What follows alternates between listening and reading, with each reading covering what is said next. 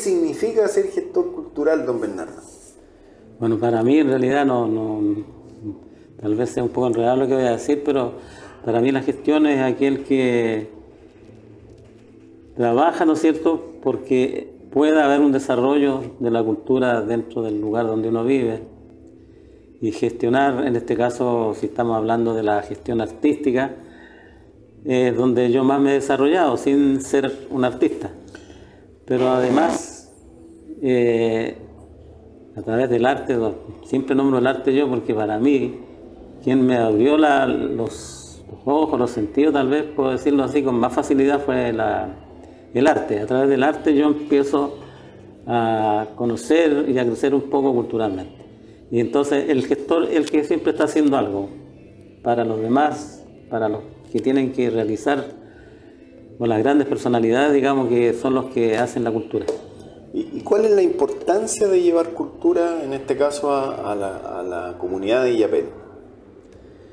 Bueno, lo importante es para todo el país, en el fondo, ¿no? Porque si todo lo que sucede en estos momentos en la vida, porque no solamente en Chile, sino que a través del mundo, es porque la gente ya no entiende lo que es cultura, ¿no es cierto?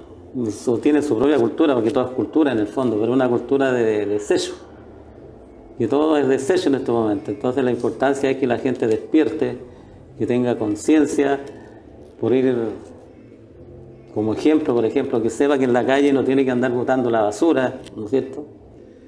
Que tiene que respetar al otro, que tiene que respetar a los papás, o que respetarse entre personas, por ponerlo así de una forma muy simple, ¿no? ¿Y qué tipo de actividades, don Bernardo, son las que preferentemente ha gestionado? Bueno, preferentemente las gestiones que hago es por los artistas. Y especialmente a los artistas que cultivan el canto tradicional y popular de Chile. ¿Por qué has decidido hacer con el canto popular la principal tarea de su gestión? Bueno, principalmente desde el momento que conozco, no físicamente, sino que conozco en la trayectoria de lo que es Violeta Parra, ¿no es cierto?, que yo creo que la máxima expresión chilena, ¿no es cierto?, que existe en el país es Violeta Parra, y a través de ello yo me empiezo a interesar por este asunto de la cultura tradicional, que es lo que ella al final terminó haciendo. Evidentemente que terminó siendo una gran autora, compositora de canciones ya de índole popular, incluso con algunas, se podría decir, hasta música clásica. Pero por ahí comienza, ¿no es cierto?, mi importancia, y creo que lo más importante es cuando uno empieza a conocer lo que significa la cultura tradicional, la cultura folclórica, que no es solamente el canto, el baile y la danza. ¿Y cómo es su relación con Violeta Parra? Y después me gustaría que me hablara más de la expresión popular. ¿Cómo descubre usted a Violeta Parra? Eso es algo como extraordinario, digamos, ¿sí, no? Yo era muy pequeño cuando mi madre compraba una revista de cine chilena que se llamaba Ecrán, y ahí aparece una foto muy pequeña de ella cantando, había ganado un concurso de canto donde interpretaba la música española. Y yo desde el momento que veo esa foto es como que se me grabó en mi mente, en mi corazón, y de ahí para adelante yo comienzo a recoger, a recopilar todo lo que pueda que salga de ella, fotos, libros, discos, audiovisuales, lo que sea. Y de hecho tengo una gran colección con respecto a eso. Y ahí yo creo que surge en mí lo que le decía anteriormente, el amor por la cultura tradicional. ¿Qué tiene o qué significa la cultura, porque usted ahondando un poco más, qué hay atrás de la cultura popular? De la cultura tradicional popular, claro. Bueno, yo creo que hay muchas, ¿cómo se dice? Hay muchas expresiones, perdón, se me fue la palabra, ¿no? Hay muchas cosas, muchas personas han hablado de lo que significa la cultura, el significado de la cultura tradicional. Y yo siempre me quedo con una que escuché o leí, ¿no es cierto?, de una gran investigadora folclorista nacional que se llama Patricia Chavarría, que vive en Concepción, donde a ella le preguntan qué significa folclor o cultura tradicional. Y ella dice de que para ella el folclor es una forma o un sistema de vida que involucra todo, ¿no es cierto?, lo espiritual, lo material. Es como lo que conforma, digamos, la identidad de un pueblo. Y lo más importante, o sea, ahí es donde más me llega a mí cuando ella dice que el folclore es tan importante, porque a través de él uno logra conocerse. Me conozco de dónde soy, quién soy, de dónde vengo. Y la verdad es que yo creo que es así, porque lo entiendo así, es que cuando uno se conoce, conoce su pueblo, conoce sus valores, conoce su raíz, que para mí, para sintetizar, para mí el folclore es raíz. Esa es la madre de toda la cosa, yo creo que no hay ni que decir nada más, el folclore es raíz. Porque si no hay raíz, no hay vida, simplemente. Bueno, yo tengo que preguntarle cómo es el folclore de acá de Illapel, de la zona. Bueno, es rico en eso, porque como es una ciudad no tan grande, ¿no es cierto?, que hace poco ha crecido, pero está totalmente cerca de todo un ámbito campesino, y es donde más se expresa el folclore, pues digamos en las ciudades pequeñas, porque había otro señor folclorista que para él el folclore es la cultura de lo inmediato, dice él, ¿no es cierto? Y es así, porque si ustedes se dan cuenta en los campos, por ejemplo, donde no hay medicina todavía, ¿no es cierto?, oficial, digamos, no hay hospitales, ni siquiera hay consultorios, a veces máximo una posta, y ni siquiera con más personal que uno, ¿no es cierto?, un técnico como profesional que está ahí. Entonces aquí la gente vive lejos, además de la posta. ¿Qué pasa? Si ellos se enferman del estómago, recurren al monte. Eso significa folclore, ¿no es cierto? Tiene sus propias fiestas religiosas, como son los funerales en ellos, es totalmente de ellos. ¿Cómo son esos funerales? Ellos todavía mantienen a cierta esa gente que les va a rezar. Antiguamente contrataban a alguien que fuera a llorarlo, y que todavía es más o menos así, todavía hay lugares muy extraños. En los pueblos del entorno de Illapel. Exactamente, es lo más lejano que hay de Illapel, pero que existen, ¿no? Hasta hace muy poco tiempo todavía ellos, por ejemplo, la muerte de una guagua, yo creo que en los lugares más ocultos del sector todavía existe, ¿no es cierto?, que le hacen el velorio de angelito, donde sientan a la guaguita ahí. Y lo alcancé a ver también, pues soy harto viejito, entonces alcancé a ver esas cosas y realmente es impresionante. Ahora, en términos de baile, ¿existen singularidades? ¿Cómo se baila acá? ¿De la creencia acá de Illapel? ¿Hay algo particular, singular de la zona? ¿En términos concretos? Claro, es como difícil entenderlo, porque yo creo que ni la misma gente del pueblo se da cuenta. Por ejemplo, aquí se puede bailar lo mismo que se baila en Serena, se baila en Santiago, pero si usted ve la forma de bailar, es propia. Pero en términos concretos, ¿qué diferencia tiene?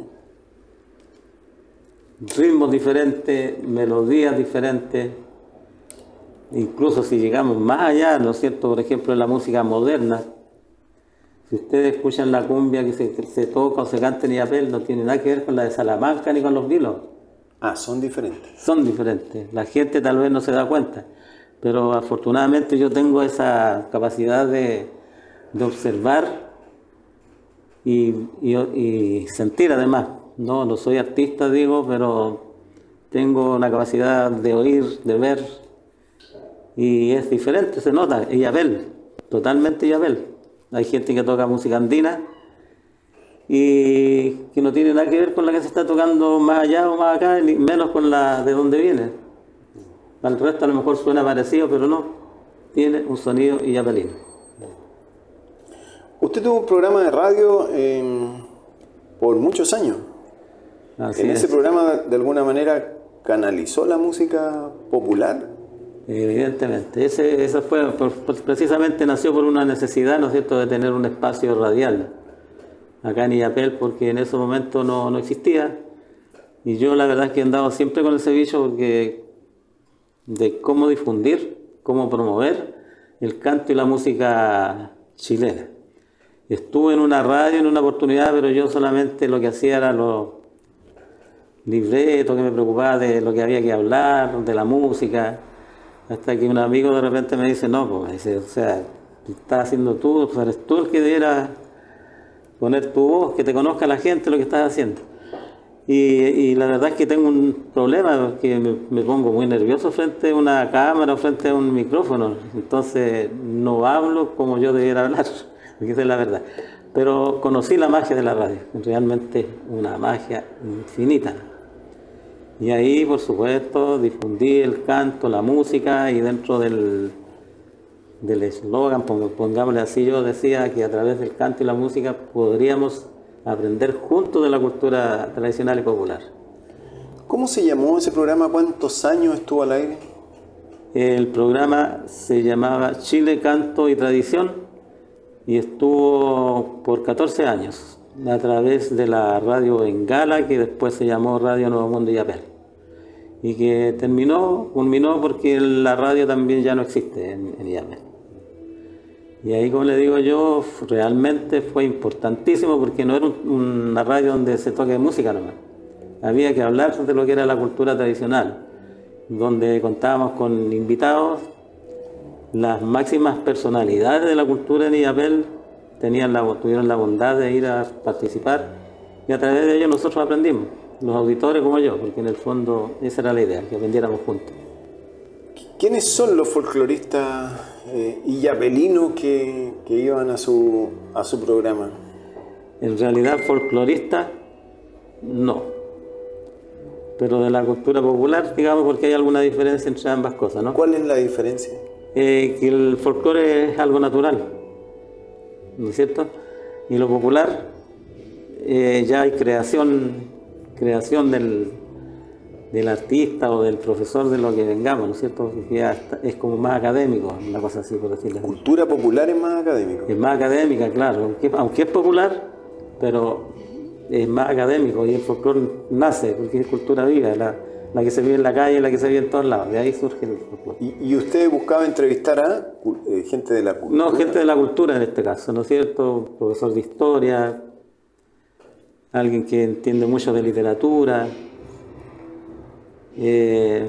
artistas también, no sé si ubica a Pedro Plaza, que es un cantante illapelino, Pacho Valdía Taucán, que es otra personalidad dentro del arte originario, hablemos así. Y en fin, gente, artista que hacen la cueca. Entonces, como folclorista, porque es muy grande la palabra decir folclorista. En el caso mío la gente dice el folclorista. Me ubican un poco como eso, como que yo soy el folclorista en Illapel. Pero la verdad es que yo soy un cultor del folclore. ¿Cómo era la reacción de la gente que escuchaba el programa?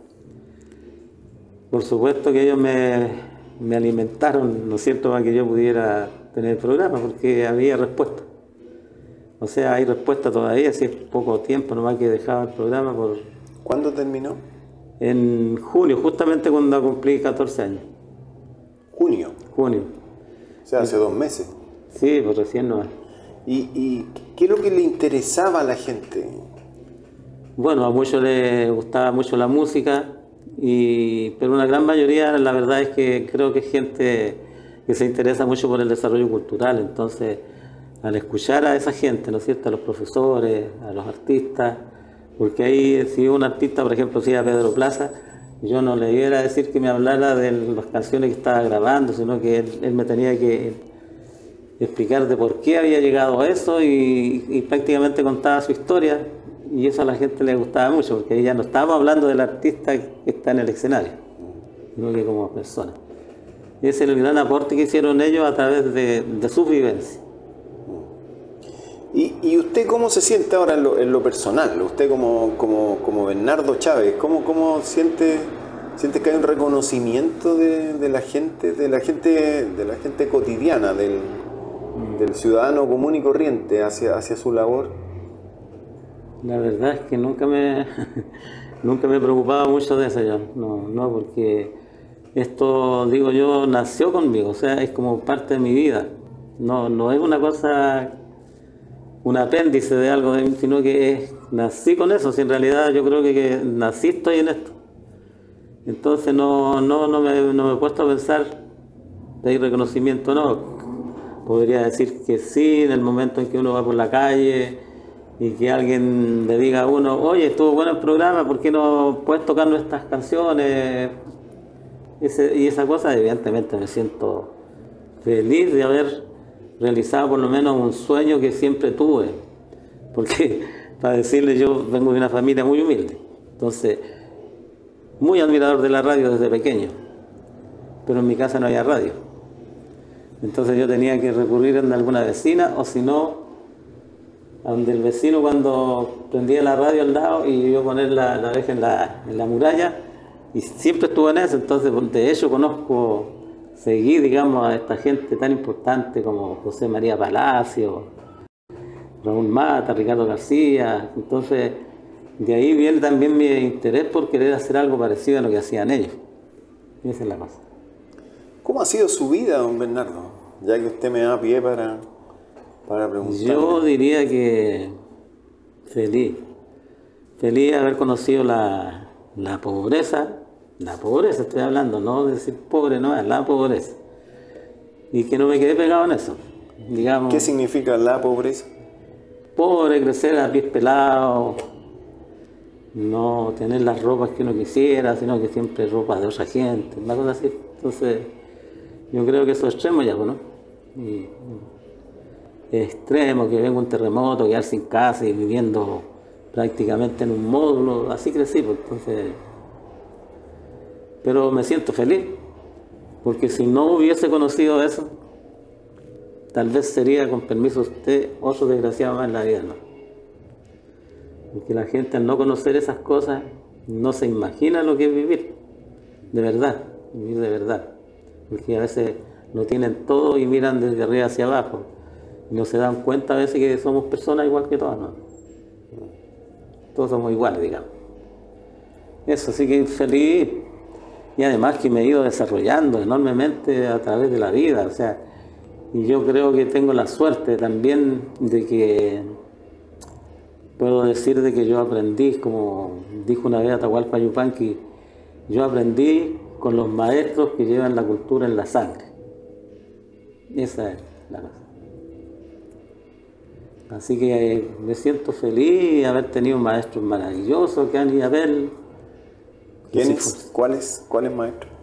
Por ejemplo, hubo un profesor de historia que lamentablemente ya no existe, que nunca ha sido reconocido, incluso en Illapel, que su nombre es Luis Villarroel Núñez. Y el otro gran maestro mío es un amigo mío que todavía está y que seguramente va a estar mañana en la actividad nuestra acá, que se llama Pedro Olivares. Él sin ningún título profesional, sino que él pertenece a la cultura viva, a la misma que pertenezco yo. Pero muy culto el hombre. Entonces, para decirle, cuando hablo de Violeta, le hablaba de Violeta Parra, claro, yo admiraba a Violeta Parra, seguía, pero cuando quedé consciente de lo que era Violeta Parra fue cuando lo conocí a él. Entonces, a ellos dos creo que son el pilar fundamental en mi formación, excepto, además que no puedo ignorar a mis padres, ¿no? Que mis padres eran campesinos, mi padre analfabeto, él analfabeto y él tenía una militancia política, me acuerdo que él era comunista, y mi madre también analfabeta, pero ella, porque era las ganas de aprender a leer, aprendió a leer y escribir sola. No tengo idea cómo, pero aprendió a leer y escribir sola, entonces, y ella más era totalmente diferente a lo que era mi padre, porque ella era de la iglesia evangélica pentecostal, o sea, cristiana, y el otro materialista en ese tiempo, ¿no es cierto? El comunismo, como era el comunismo inicial, digamos. No estoy hablando de lo que es ahora, que para mí no tiene sentido ningún partido político en este momento. Yo no he militado nunca en un partido político, por lo que soy, la gente me ve como muy pacífico, pero la verdad es que soy rebelde. Y pertenecer a un partido político para mí significa, por graficar un poco, ser el caballo ese que va con las anteojeras a los lados, que no lo dejan mirar ni opinar diferente. Por eso le decía anteriormente, cuando ellos me abrieron la radio, esa radio, a pesar de su tendencia política de ellos, jamás a mí me dijeron, no está bien lo que está hablando, no, me dejaron ser. Entonces la experiencia fue mucho más maravillosa. Así que eso. Oye, la cultura es la más grande de la rebeldía, ¿eh? Porque la cultura es la que cambia las cosas. Correcto, No, correcto. así que no se deje llevar por la... Correcto, no, usted tiene toda la razón. Sí. Sí. Esa es la gran herramienta. Y ese es el miedo que tienen, porque, perdona, hay gente que dice, oye, pero las autoridades, ¿por qué? ¿Por qué se niegan a apoyar la cultura?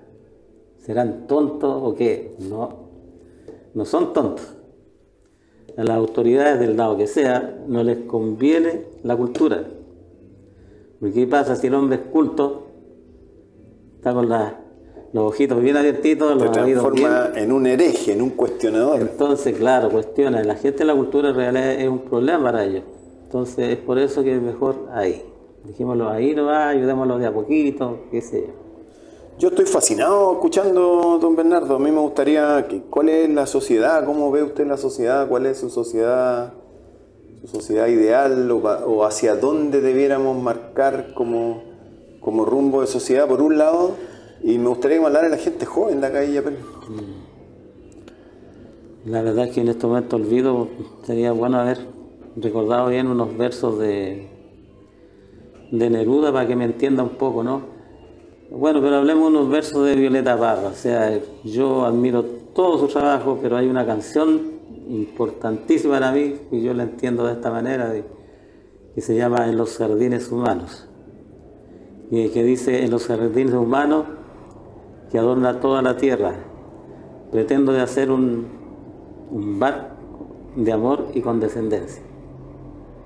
Y lo de Neruda, que lamentablemente me traspapelé, como le digo, me pongo nervioso, pero que hay unos versos que habla ahí en El hombre sencillo, Odas al hombre sencillo, donde él habla en una parte que yo borro los colores hasta encontrar la profundidad y la unidad del hombre.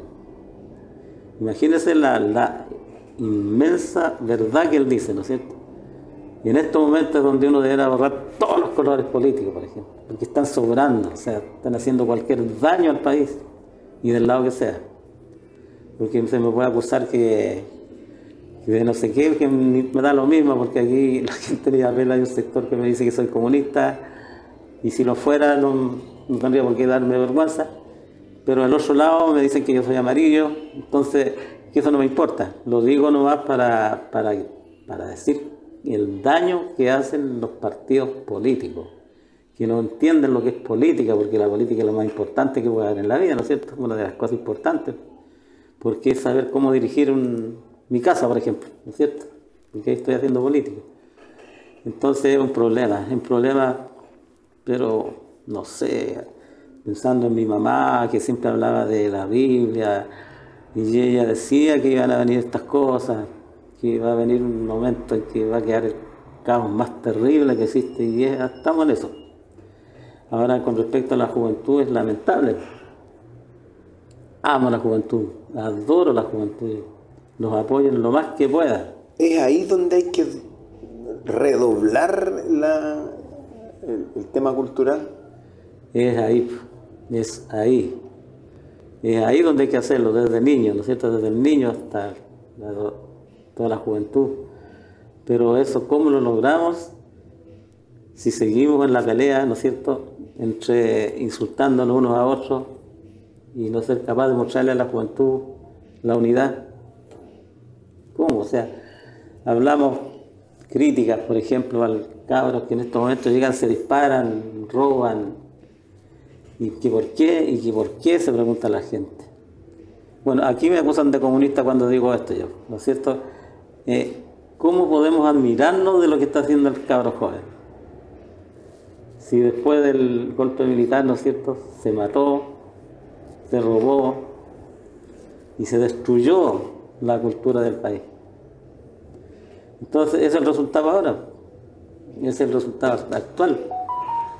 Porque quitarle, por ejemplo, la autoridad a los padres para que críen a sus hijos, y que, ¿no es cierto?, no es del gobierno actual, esto viene de cuándo, ¿no es cierto?, Los niños en el colegio le faltan el respeto a los profesores y no se les puede decir nada porque por último los insultan o por último sacan un arma.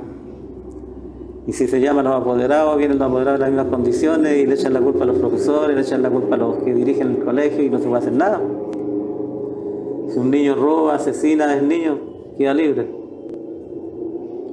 Entonces, la descomposición cultural de la tierra, y en este caso de nuestro país, pasa por los viejos, que lamentablemente se acostumbraron.